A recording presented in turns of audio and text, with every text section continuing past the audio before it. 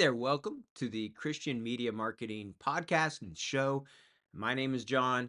I am not in my office. I am in the process of traveling to the training that is coming up. It's actually a brand new conference that we are participating in, that one of the organizations we get the honor of serving is putting together. And they've got a ton of teams that are coming together, and it's a time of 2.0, a time of retraining, retooling, refreshing, trying to really encourage people to keep doing the hard work. Because as you know, it's difficult and things are always changing. Now, with this show, one of the things that I wanted to do after the sabbatical was to really start talking about some bedrock, foundational, bigger theological and really just systematic and psychological and all these bigger parts to the work that you and I get to do.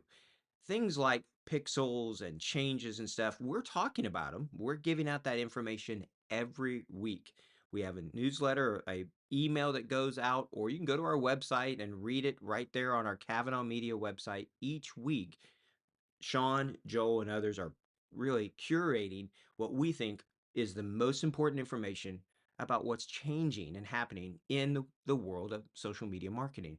So I wanted to take the opportunity to continue to talk about bigger principles and issues, things that I see, things that I've been reading, journaling, thinking, and praying through.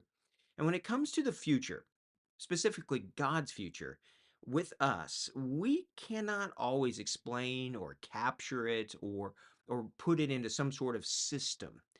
We can experience it, we can test it, we can test to see what God is doing and see that it is good. We can critique it, we can compare to what we have seen or known. All of these things are good, I think. But God has, and He continues to do new things. And so this requires us to compare and to contrast and to critique, I think, in community. And that's one of the things that I hope for as we continue to do this show. We need safe places, places where we can test and taste and see that the Lord is good. And we do not have this many times because, truthfully, we tie our identity to what we do. People are like, what do you do for a living? What is it that, where do you work? And our livelihood itself is tied to the ability, many times, to raise funds. And this requires us to succeed, not to fail. We've got to always hustle. We always have to show success and not our problems. And that's what I want to talk about today. So let's dive in and look at just really what I want to talk about today, which is the concept of failure. See, I think it's okay to be bad at things, but it's not okay to not share both the good and the bad. I think failure, as you know and I know, it happens. But I think there's some constraints upon us at times that force us to sometimes not share the things that aren't working or the failures that we have. And the result of that is that we keep making the same mistakes. And so when you start looking through literature and things on this, there's this idea of closed loops and open loops.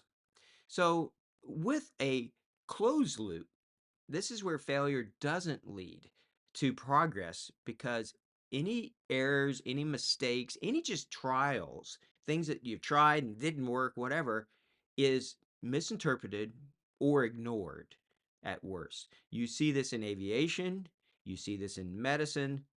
There was a fantastic book called Black Box Thinking where it talks all about this concept of making mistakes and learning from it. I say this all the time with our Kavanaugh Media team. It's okay to make mistakes. Let's just not make the same ones. Let's keep learning from them. An open loop, well, an open loop does lead to progress because there's feedback to it. And this feedback is rationally acted upon. We did this, we tried this, it didn't work. It doesn't mean you scrap the whole thing. It may mean, okay, what's the next part? What's the next challenge? That's the whole growth hacking mindset that's out there. That you take something, you think that it's going to work, you try it, and then you iterate off of the top of it. The key thing here is that success can only happen when we admit our mistakes, when we learn from them, and we create a climate where it's okay in a certain sense to fail, right? It's all right to make mistakes. And so that's part of that challenge that we have. That's part of that challenge that we try things and we sometimes they don't work and we need to share about them. And so I had somebody, one of the organizations that we get to partner with and serve, that just asked me that question. What have you done recently that hasn't worked? Tell me what you failed at recently. What a great question. I really appreciated it. And it's that kind of a climate that helps us to be thankful and grateful and hopeful because we work in a world that is filled with Satan's lies. Lies, even to say things like, oh, well, if you're bad at this, or if you don't do good at this, or you've tried this, or if whatever, you're a failure, or if people find out, or this or that. He is constantly lying to you and me. And when we don't share our failures, when we listen to those lies and we don't share, then what happens is that it hurts not only us, but what others could learn from it. So what stops us from doing it? Well, I honestly think sometimes because we're afraid to share with because of fundraising. And yet some of the groups that we've gotten to know and to partner with in some ways who are sponsors, who give, who are generous to this, I don't think they're turned off by that. I don't think they're turned off by, hey, we've tried, we've pushed the envelope and we failed on this. We've worked into this thing and we failed. I think part of it comes back to, are you pushing into areas where it makes sense for you? Right? Sometimes I think what I see, at least in my life and ministry, is that the invitation, the opportunity is there to do something that's really not in our swim lane, not in our area of expertise. Or we do something one time and now we start trying to create our own learning management system and training programs and we put PowerPoint out or whatever. It's great to share what you're learning. It doesn't mean we have to create a brand new program, or nor does it mean that we have to go and create something that has nothing to do with it or very marginally related to it. Stay in there and keep incrementally pushing forward. And then those big shifts will happen because you'll realize that as you and I have taken steps in faith with God, that it will open up these areas that at first doesn't seem like they're connected, but they are because you see the steps that you've walked in faith to get to them. And so don't be afraid to share on that. But there's also this other part, and I think that's pride. We have to be able to admit that there are things we're just not good at. There's things that we're failing at. There's things we need other people on. Not just from a transactional, hey, give me this and I'll give you that. No, from a community standpoint. Even when there's no benefit directly to us, I think we need to overcome our pride, overcome the lies of Satan and what he's trying to do, and share. There was a European study that discovered 70% of doctors accepted that they should disclose their errors, but only 32% actually did. We've got to do better than that. We have to learn from our mistakes. As Eleanor Roosevelt said, learn from the mistakes of others. You can't live long enough to make them all yourself. And so we need to think through, what are we doing?